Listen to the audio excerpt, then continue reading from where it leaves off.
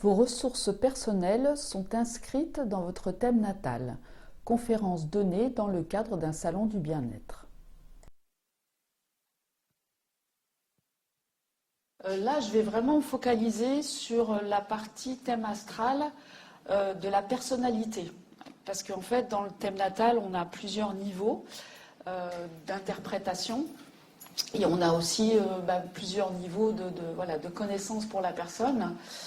Mais ça serait beaucoup trop long de tout faire. Donc là, j'ai vraiment choisi de me focaliser sur la personnalité. Alors, pour commencer, avant de parler d'astrologie, on va juste regarder au niveau astronomie, parce que c'est quand même intéressant. Il y a quand même un rapport entre les deux. Donc là, c'est notre système solaire. Donc c'est quand même magnifique. Et ça nous permet de voir un peu les différentes tailles, en fait, de quoi on est en train de parler. Donc vous avez bien évidemment le Soleil. Alors nous, on est là. La Terre, elle est là avec la Lune, en fait, qui est en orbite. Ce qui veut dire que entre le Soleil et la Terre, on a Vénus qui est là et on a Mercure qui est encore au plus près. Et après, de l'autre côté, on a Mars qui se trouve ici. Bon, après, on a une ceinture d'astéroïdes. Après, donc, on arrive à Jupiter, qui est juste là. Saturne, avec les anneaux, qu'on connaît bien. Après, on a Uranus, Neptune et en finale, Pluton. Donc ça, c'est l'état aujourd'hui des connaissances et de ce qu'on va utiliser, nous, dans le thème astral. Alors, pour aussi faire un point important, c'est que des astrologies, il y en a beaucoup, d'astrologies différentes. Ça existe depuis des millénaires. C'est très très ancien, donc c'est plus vraiment... ça revient maintenant dans ce qu'on peut utiliser. Mais pendant très longtemps, l'astrologie a vraiment été classée comme une méthode ésotérique et mise à part, qui faisait peur. L'astrologie, en fait, c'est vrai qu'au départ, en traditionnel, elle est très déterministe. Donc, elle vous dit, voilà, vous êtes de tel signe, vous avez telle planète à tel endroit. Donc, il va vous arriver ci, ça. Et c'est en général ce qui fait peur ou ce qui peut paraître complètement fou pour une partie scientifique de la société. Après, il y a des courants quand même d'astrologie qui utilisent ça d'une manière un peu différente. Alors oui, il y a des ressources pour la personne. Oui, la personne a certains schémas qui sont inscrits dans le thème. Mais en astrologie humaniste, donc c'est le courant que moi je suis, avec deux écoles différentes que j'ai pu faire, où là, on a vraiment une facette évolutive pour la personne. Donc on part d'un état avec des croyances et des systèmes de blocage ou des ressources qu'on connaît ou qu'on ne connaît pas. Voilà. Et l'idée, c'est vraiment d'utiliser ça pour développer ce thème. Et on peut le développer à des tas de niveaux, jusqu'à des niveaux très très éveillés, en fait, très spirituels. Donc il peut y avoir des niveaux basiques de la vie de tous les jours, et puis au fur et à mesure, de la même manière qu'on peut faire du développement personnel avec d'autres techniques et d'autres outils, on peut utiliser l'astrologie de cette manière-là. Donc aujourd'hui, je vais vous montrer le thème natal, puisque avec l'astrologie, évidemment, il y a plein d'autres outils que le thème natal. Le thème natal, c'est la base.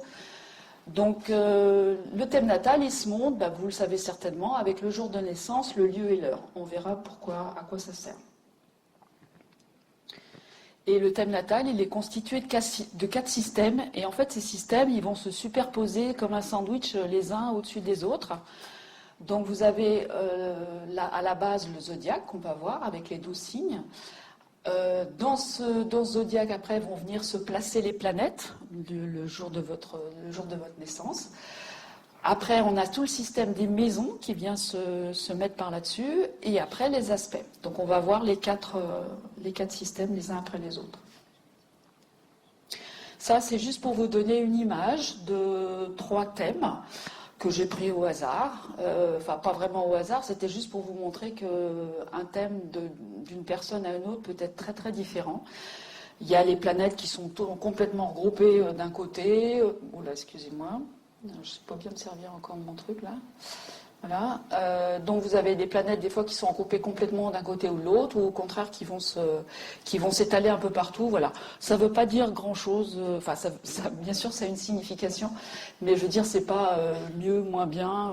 Voilà, c'est pas du tout dans ce type-là. C'est juste, ça donne des informations supplémentaires. Donc on commence par le système du zodiaque, donc les 12 signes, qui sont vraiment 12 énergies. Et donc là, les énergies, enfin les signes vont s'afficher les uns après les autres. Donc je pense que vous les connaissez tous. Donc ils sont dans un ordre bien défini. Bélier, Taureau, Gémeaux, Cancer, Lion, Vierge, Balance, Scorpion, Sagittaire, Capricorne, Verseau, Poisson. Et en fait, quand on fait un thème natal, effectivement, on a tous les signes qui viennent se positionner, enfin, qui sont là. Parce qu'en fait, alors on va le voir après un peu plus en détail avec les planètes, mais on est en fait une alchimie des 12 signes du zodiaque, plus ou moins, chacun autant qu'on est. Donc quand on pense qu'on est, je ne sais pas moi, Bélier ou Capricorne, ou éventuellement on connaît peut-être son ascendant, on a vraiment cette image-là de l'astrologie, alors que c'est bien plus complexe que ça. Et en réalité, vous allez le découvrir, vous avez un petit peu, dans certains secteurs ou d'autres, vous avez un petit peu de chacun des signes. Et c'est toute cette alchimie qui va faire votre personnalité unique, en fait. Alors, ces signes du zodiaque, vous pouvez peut-être le remarquer, ils sont dans une couleur différente. Donc, vous avez 4 couleurs. Et en fait, ces 4 couleurs, ça correspond à ce qu'on appelle un élément qui regroupe en fait 3 signes systématiquement. Et chaque élément, en fait, va donner bien évidemment des caractéristiques particulières aux signes. Donc, les signes de feu, alors on verra un petit peu après, mais là, en fait, vous avez le bélier, le lion et le sagittaire qui vont être un signe de feu. Donc un peu comme son nom l'indique, le signe de feu c'est plutôt des signes d'action. Donc ça va être des gens qui ont tendance à bouger de manière générale, ou en tout cas qui ont besoin de bouger. Donc s'ils ne bougent pas, ça va faire cocotte minute et il y a un moment donné où ça va mal se passer. Donc ça c'est une information qui est intéressante. Le deuxième élément c'est la terre. Donc on a le taureau, la Vierge et le Capricorne. Donc là, c'est beaucoup plus calme parce que la Terre, c'est beaucoup plus ancré, beaucoup plus réfléchi. Alors, c'est pas du tout les mêmes types d'énergie. Donc, on va trouver ça. Après, on a les signes d'air. Donc, les signes d'air, vous avez les Gémeaux, les Balances et les Verseaux. Voilà. Donc, qui dit air dit mouvement. Mais pas du tout le mouvement feu de l'action. Là, c'est plus un mouvement en fait de communication. En règle générale, les signes d'air, c'est vraiment des personnes qui aiment, mais aussi bouger. Il y a quand même ce besoin de mobilité importante, mais c'est surtout la communication qui est l'élément majeur. Et le quatrième élément, donc, qui est l'eau, avec le Cancer. Et là, le Cancer, vous avez le Scorpion et les Poissons. Donc là, on est beaucoup plus dans le monde de l'émotionnel, mais aussi le monde de la connexion au tout, à l'invisible. C'est quelque chose de très... il peut y avoir beaucoup de tactile, beaucoup de... tout ce qu'on voit ici, tout ce qui est quantique, tout ce qui est émotionnel, vibration, etc. En fait, c'est l'eau. Si vous vous intéressez un peu à l'eau et à tout ce que l'eau peut véhiculer comme information, etc., on retrouve un peu les caractéristiques qu'on va avoir dans ces signes d'eau. Ça, c'est une première information. Alors, maintenant qu'on a dit ça, voilà, donc on va passer aux planètes. Alors, en fait, les planètes, ça va être des fonctions psychologiques dans votre thème. Donc ça va représenter des personnages qui jouent un rôle à l'intérieur de vous et à l'intérieur de votre vie. Et on a 2 grands groupes de planètes. On a les planètes individuelles et les planètes collectives. Donc on va déjà commencer par les planètes individuelles. Alors, dans l'école que je fais aujourd'hui, le prof nous dit qu'en fait, dans ces personnages, c'est un peu, vous pouvez imaginer, c'est comme si votre thème natal, c'était un royaume dans lequel vous allez avoir le roi, la reine, le chevalier, le courtisan, le scribe, voilà. Parce qu'on a vraiment tous ces personnages-là à l'intérieur de nous. Et chaque planète va représenter en fait un de ces personnages. Alors bon, j'ai pris un thème où c'est un peu dispersé tout autour, ça m'arrangeait pour pouvoir mettre les informations en fait, mais bon, dans le thème natal, c'est pas forcément comme ça. mais c'est ce que j'ai choisi. Donc on va regarder un peu les différentes planètes. Alors, ce que tout le monde connaît en général, c'est le Soleil, c'est-à-dire votre signe de naissance, du jour de votre naissance. Et donc ça, c'est vraiment votre manière de rayonner, l'idéal de soi, désir, créativité, autonomie. On est dans une société qui est très solaire, hein. Donc c'est vraiment de faire les choses à l'extérieur de soi pour pouvoir briller, en fait, mais aussi être autonome, réaliser des choses, voilà. Donc ça, c'est ce qu'on connaît.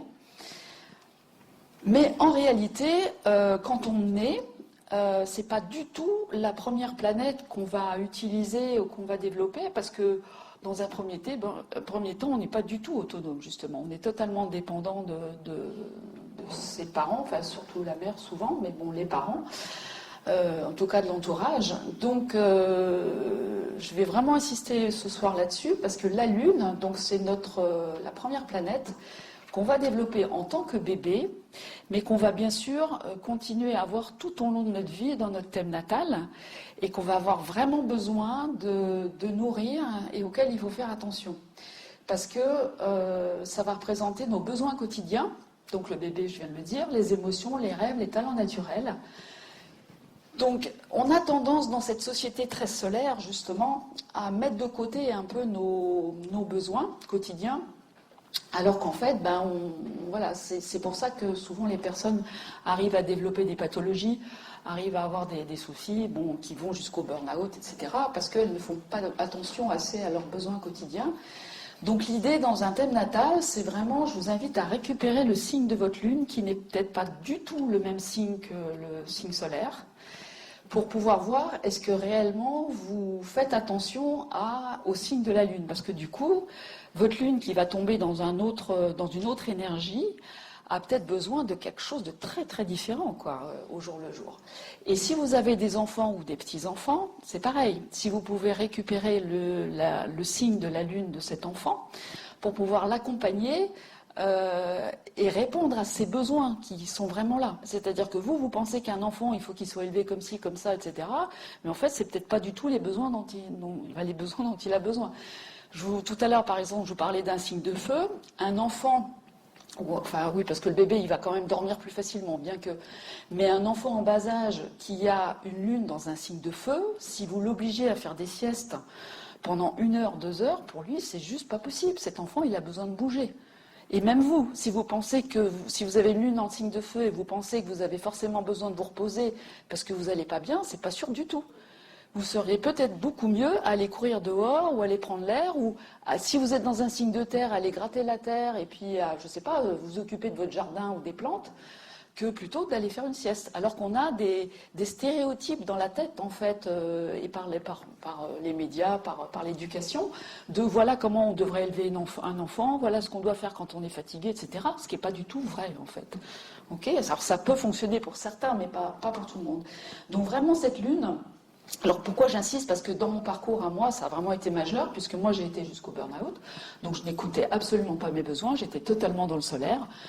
Et voilà, le corps, il m'a rattrapé, parce que dans la Lune, c'est aussi votre corps. Voilà.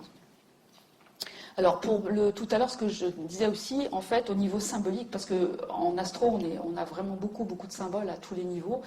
Bien évidemment, on est au niveau du soleil, on est beaucoup plus dans le masculin et dans les signes masculins. Et la Lune, on est beaucoup plus dans le féminin. D'accord? Donc là, en fait, ce que je suis en train de vous dire, c'est aussi réunir à l'intérieur de vous le masculin et le féminin, en écoutant les deux facettes, qui sont juste indispensables pour aller bien. Après, ça a été un peu vite, mais c'est pas grave, on a les planètes qu'on a vues tout à l'heure. Donc on a Mercure, qui est majeur, parce que quand vous allez connaître votre signe de Mercure, vous allez aussi, du coup, récupérer la manière dont vous communiquez. Et parfois, ça peut être une information intéressante, parce que si vous avez des soucis avec d'autres au niveau relationnel, que voilà, ça vire au conflit à chaque fois, vous n'arrivez pas à vous comprendre. Voilà. Donc, votre propre signe et éventuellement le signe de Mercure, de votre conjoint, de vos enfants, etc., pour faciliter la communication aussi entre vous, ça peut vraiment être intéressant. Ok ? Et ben Vénus, donc voilà, ça s'est inscrit aussi, le Vénus. La Vénus, du coup, ben là c'est le féminin. Donc pour les femmes, bien évidemment, ça va être majeur puisque c'est leur manière d'être femme aussi. Et pour les hommes, ça va plutôt être le type de femme qu'il va aller chercher. Okay, et on va trouver le pendant côté masculin avec Mars, où là, pour un homme, bah, ça sera vraiment sa manière d'être homme et d'activer son masculin. Et pour les femmes, bah, ce sera le type d'homme qu'elles vont aller chercher. Alors dans tous les cas de figure, de toute manière, Vénus, c'est quand même notre manière d'aimer. Et c'est le type de valeur aussi qu'on peut avoir. Ça va beaucoup plus loin en fait que juste le féminin et la manière d'aimer. C'est toutes les valeurs qu'on peut avoir dans sa vie de tous les jours. Donc ça c'est valable pour tout le monde, hein, hommes et femmes. Et côté Mars, bah, c'est notre manière d'agir et de nous engager. Donc là c'est pareil, c'est aussi bien pour les hommes que pour les femmes. Hein. Ok. Après, donc ça c'est vraiment les planètes au départ, on va dire de la petite enfance, parce que tout à l'heure je ne l'ai pas dit, la Lune c'est vraiment la première année, on est vraiment très lunaire, et après l'enfant va commencer avec la marche, va commencer à essayer d'être autonome, et c'est là où il va commencer à essayer de développer son soleil. Hein. Donc vous voyez, c'est au moins au bout d'un an. Donc en même temps, vous avez bien évidemment Mercure qui se... Oh, attendez, je reviens. Ah, ça c'est mon nouveau machin. Voilà. Vous avez Mercure qui se met en route aussi parce que bah, l'enfant apprend à parler, hein, donc voilà. Et puis après Vénus et Mars, bien évidemment, qui vont s'additionner. Après, bah, l'enfant grandit et en fait on arrive à peu près à l'adolescence où là on a Jupiter qui va commencer à rentrer dans le jeu. Parce que Jupiter, vous voyez, c'est notre manière de prendre notre place dans le monde, donc notre aide sociale. S'il y en a qui connaissent Jung, c'est ce que Jung disait, appelle la persona, et ça peut être aussi la réussite sociale. Donc c'est vrai que Jupiter nous donne beaucoup d'informations sur notre manière de nous positionner dans le monde. Est-ce qu'on a notre place, est-ce qu'on ne l'a pas ? Ou est-ce que c'est compliqué pour nous ? Et du coup, c'est aussi au niveau de la réussite sociale, mais ça peut être aussi au niveau de l'argent, ça peut aussi nous donner des informations. Enfin bon, encore une fois, les symboles en astrologie, la symbolique donne beaucoup d'informations différentes. Donc c'est pas juste un mot, ou voilà, c'est beaucoup de choses. Et pour finir sur la personnalité avec les planètes personnelles, on finit avec Saturne. Donc là, Saturne, c'est un peu plus costaud. Alors Saturne fait souvent peur en astrologie traditionnelle. Alors, peur dans le sens où c'est la planète qui va structurer et qui va nous poser des limites, qui va nous demander de la discipline. Ça représente la loi, le fait de savoir dire non.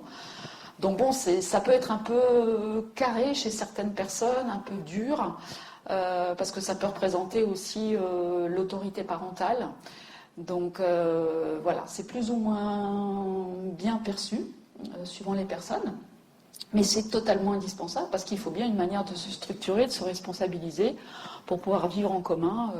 Voilà, tous ensemble, on a besoin de règles, de lois, mais aussi savoir dire non. Donc il y a beaucoup de personnes des fois qui ont beaucoup de mal à dire non.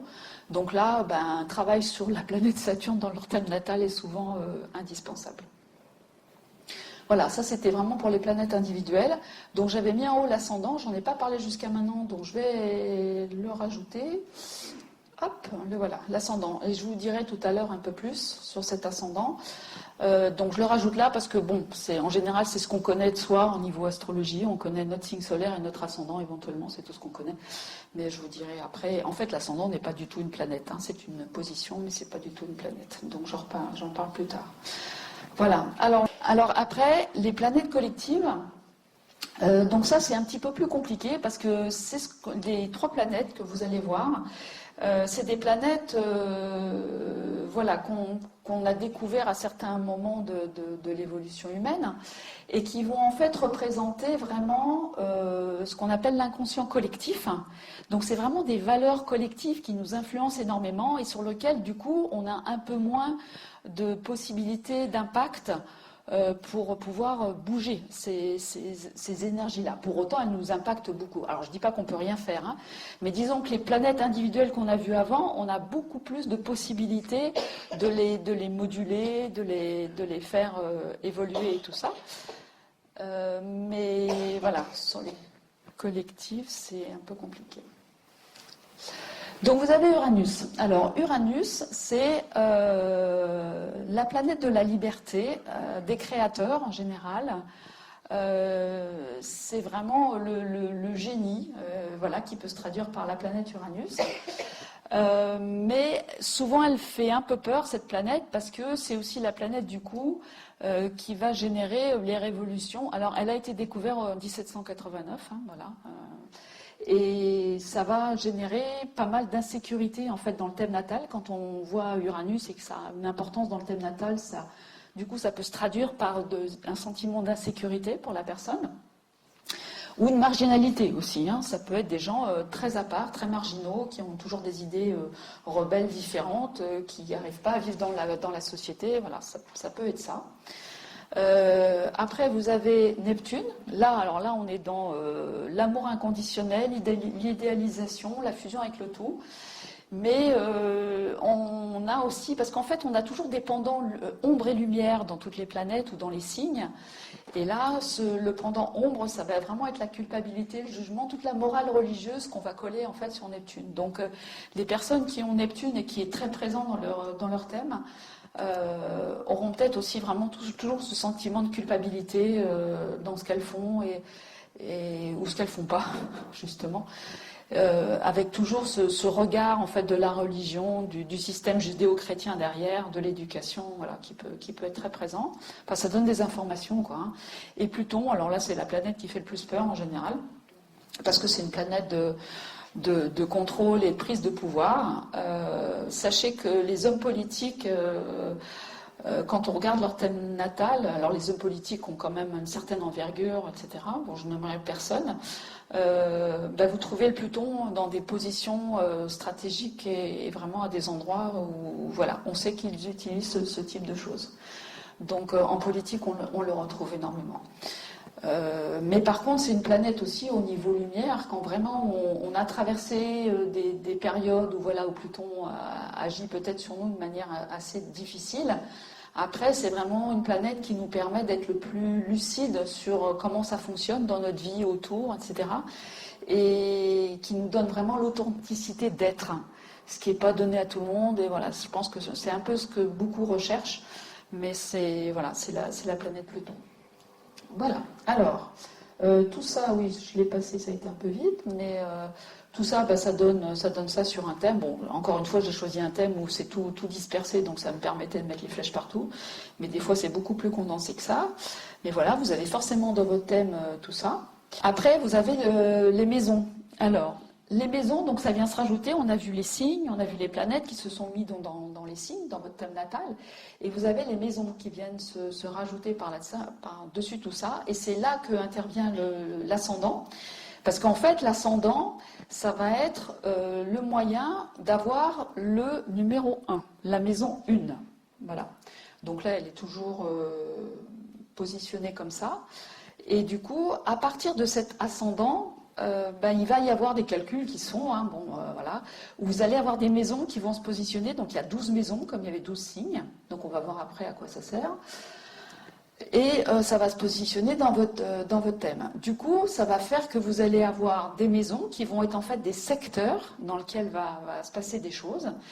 Et à l'intérieur de ces secteurs, vous avez donc les signes avec les planètes qui se sont positionnés. Donc vous voyez, les planètes, elles se trouvent à certains endroits, dans un signe particulier, et à un certain endroit de votre thème, donc ça va vous donner des informations supplémentaires. Donc les maisons, c'est vraiment des lieux d'expérience où vous allez avoir plus particulièrement un signe qui va se mettre en activité, une planète qui va se mettre en activité, etc. C'est vraiment pour donner un focus sur une expérience, sur un type d'expérience. Donc là, je vous ai listé. Alors, sachez que sur mon site internet, vous trouverez une conférence qui reprend un peu ces slides-là. Donc tout ça, vous pouvez le retrouver sans problème sur mon site internet. Hein. Et sachez aussi que ça, c'est pas du tout exhaustif. Hein. Je vous ai mis des grands titres parce qu'il faut, de manière condensée, mais il y a beaucoup plus de choses à l'intérieur de ça. Donc la maison 1, l'ascendant, c'est vraiment notre nature première et notre tempérament profond. Maison 2, la gestion des possessions, tous les avoirs. Hein. Donc on va trouver aussi même l'argent, on va va trouver plusieurs informations là-dedans. La maison 3, la communication, les déplacements, mais c'est aussi la fratrie, tous les rapports qu'on a avec les frères et sœurs. La maison 4, très important, c'est les racines, donc notre foyer, le foyer de nos parents et le foyer que nous, on va fonder. La maison 5, il y a la création, mais il y a aussi les enfants, il y a aussi les loisirs, il y a beaucoup de choses. La création, en fait, est entendue comme un générique de... la création, c'est aussi nos enfants, mais c'est aussi la création qu'on peut avoir, une créativité quelconque d'un projet, voilà, de choses qu'on va mettre dans le monde.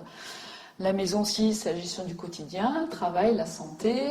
La 7, c'est le descendant, les alliances, contrats. Donc souvent, là, on va chercher l'énergie du conjoint qu'on cherche. Voilà, ça peut nous donner des informations là-dessus. C'est souvent ce que les gens cherchent. Et puis après, on a la 8, transformation par la relation, crise et conflit. La 9, les connaissances, le rapport à l'étranger. La 10, l'intégration sociale, milieu du ciel. Donc ça, c'est souvent l'info qu'on cherche aussi. C'est quoi ma mission, c'est quoi ma profession, qu'est-ce que je dois faire. Voilà, donc on va trouver ça dans la maison 10 souvent, enfin, en rapport avec la maison 10. La maison 11, les réseaux et amis. Et la 12, le monde de l'inconscient. Alors, j'ai mis voilà, en rouge ou en bordeaux voilà, certaines choses. C'était pour appuyer un peu. C'est dans un thème natal, quand on a des maisons, donc la 1, la 6, la 8 et la 12, donc c'est pour ça que je les ai mis en rouge, celles-ci, hein, la 1, la 6, la 8 et la 12. Ça, c'est des maisons qu'on va regarder plus particulièrement quand on a des soucis, soit de santé, soit des gros conflits, voilà, des trucs d'héritage, des problèmes dont on ne se sort pas, voire des problèmes voilà, où on soupçonne peut-être des problèmes transgénérationnels. C'est vraiment des maisons qui vont inviter la personne à faire un travail personnel, de développement personnel, un travail d'ouverture de conscience, peut-être de... Alors vous avez, là-haut, vous êtes dans ce salon, vous avez plein de choses sur les mémoires transgénérationnelles, voilà, tout ce monde de l'inconscient, en fait, avec lesquels on arrive, le karma, enfin, toutes ces choses-là. Et c'est des maisons, c'est vrai, qui nous donnent cette information-là, qu'on a intérêt à aller un peu vers ça, parce que ça peut vraiment nous aider à nous sortir du bazar dans lequel on vit. Voilà. Donc c'est pour ça que j'ai fait un focus là-dessus. Et après, le dernier étage du thème natal, et c'est pas des moindres, c'est les aspects. Parce qu'en fait, ça va être les relations entre les deux fonctions psychologiques qu'on a vu, donc la relation entre deux planètes, deux parties de nous-mêmes, et comment est-ce que ça se passe, en fait, dans cette relation. Donc voilà, on trouve maintenant au milieu des traits, hein, ça fait des figures géométriques, ou pas. Vous avez des traits bleus, des traits rouges, des pointillés. Donc chaque type de trait, bien évidemment, a une signification particulière. Et donc là, c'est tout simplement qu'au moment où vous êtes né, donc les planètes entre elles font un aspect. Et du coup, ça va générer un type de relation. Alors là, par exemple, si je vous donne l'exemple du Soleil et de la Lune, qui sont... alors vous avez le Soleil là qui est en Bélier, et la Lune qui est en Vierge, là, et ça fait une opposition. Là, c'est un trait rouge, bon, c'est peut-être un peu masqué par le reste, mais enfin bon, vous avez un trait rouge entre les deux, c'est une opposition. Donc là, il y a clairement entre la Lune et le Soleil, donc entre la partie féminine et la partie masculine, entre le bébé et sa mère au départ. Enfin bon, après, il y a plein de significations hein, des deux côtés, à différents niveaux, de différents âges aussi.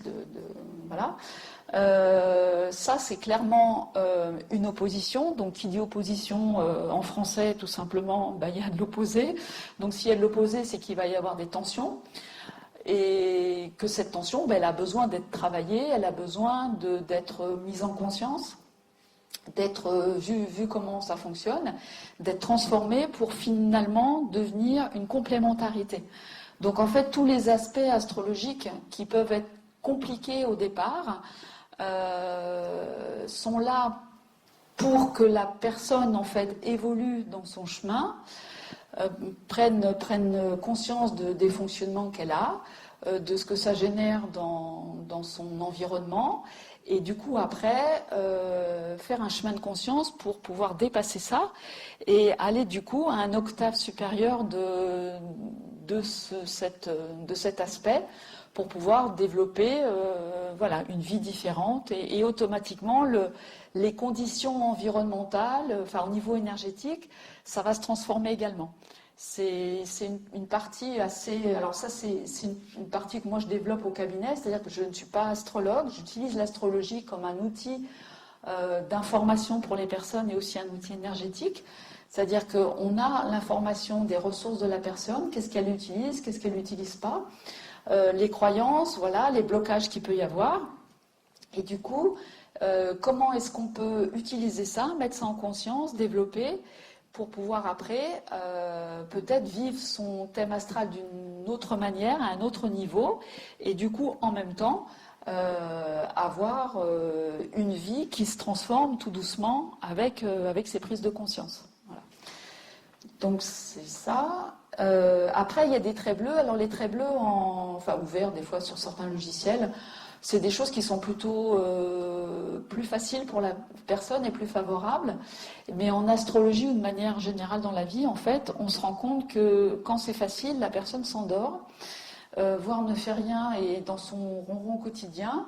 Et finalement, n'a pas forcément une vie qui lui convient non plus, parce que c'est assez tristounet et puis les choses vont bien, mais voilà. Elle y retire pas de saveur ou de choses qui vont la booster.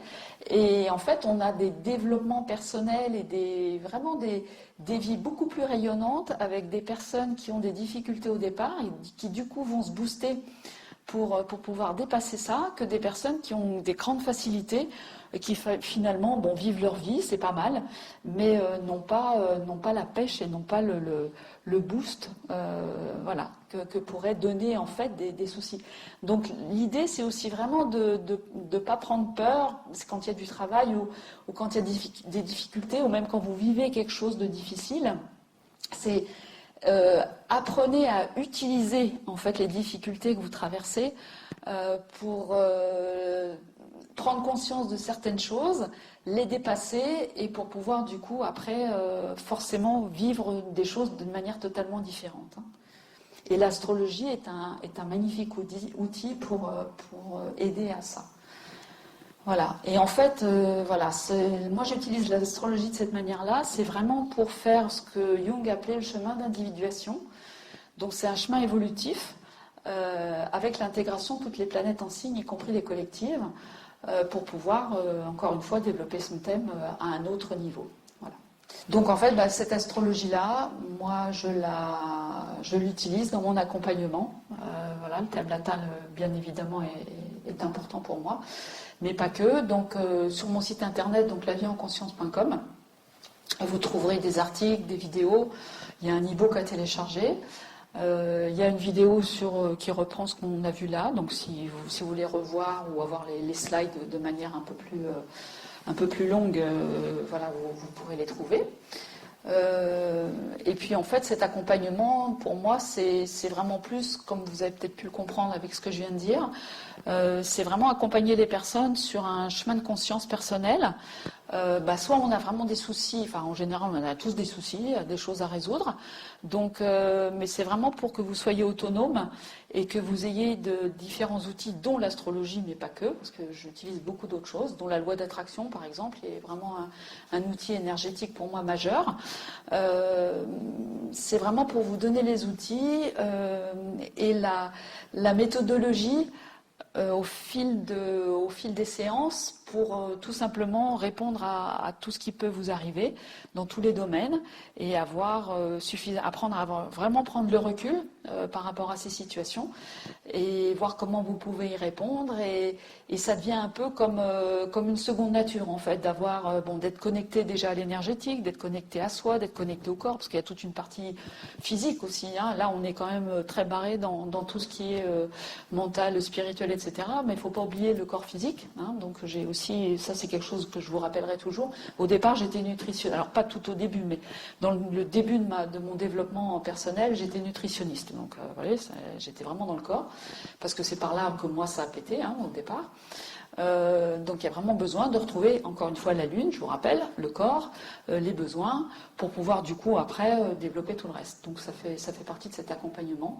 Donc il y a donc la partie éventuellement corporelle, énergétique, la partie relationnelle, le miroir des autres aussi, tout ce que les autres peuvent enfin, je ne sais pas si vous êtes habitué, si vous connaissez cette notion, mais comme on est dans un monde énergétique, vous êtes en relation avec d'autres personnes en permanence, et cette relation aux autres, elle peut vraiment vous apporter des informations sur vous-même, voilà, tout le temps. Donc tout ce qui va vous irriter, tout ce qui va vous énerver, tous les conflits, tout ça, c'est des messages pour vous, en fait. C'est des messages sur votre manière de communiquer, mais c'est aussi sur des messages pour vous-même. Donc tout ça, c'est des choses qui s'apprennent, qui se développent et qui permettent après d'être, voilà, au quotidien, d'être beaucoup plus autonome, confiant dans le processus, et peut vous amener une vie peut-être un peu plus en conscience et qui va beaucoup mieux.